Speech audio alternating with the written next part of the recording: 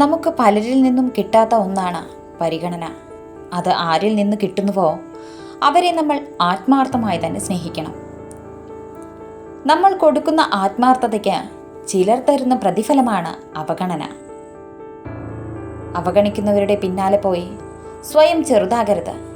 നമ്മളെ ഇഷ്ടപ്പെടുന്നവരുടെയും പരിഗണിക്കുന്നവരുടെയും കൂട്ടത്തിൽ വേണം നാം നിൽക്കാൻ. നിങ്ങൾ മറ്റുള്ളവരെ പരിഗണിച്ചില്ലെങ്കിലും അവഗണിക്കാതിരിക്കുക. മറ്റുള്ളവർക്ക് നാം കൊടുക്കുന്ന പരിഗണനയിൽ ചെറിയ ശതമാനമെങ്കിലും നമുക്ക് തിരിച്ചു ലഭിച്ചില്ലെങ്കിൽ അത് നമ്മളിൽ വളരെയധികം വിഷമമുളവാക്കും.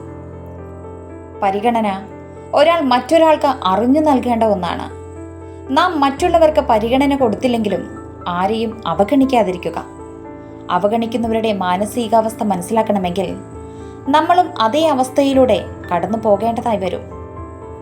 നമ്മളെ ആരെങ്കിലും അവഗണിക്കുകയാണെങ്കിൽ അവരോട് സംസാരിക്കുന്നതിനേക്കാളും നല്ലത് കുറച്ചു നേരത്തേക്ക് മൗനം പാലിക്കുന്നത് തന്നെയാണ് ഭേദം.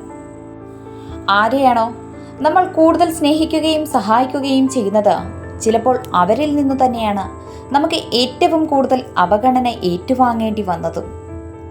പരിഗണന എന്നത് തിരക്കൊഴിയുമ്പോൾ മാറ്റിവെക്കാവുന്ന ഒന്നല്ല.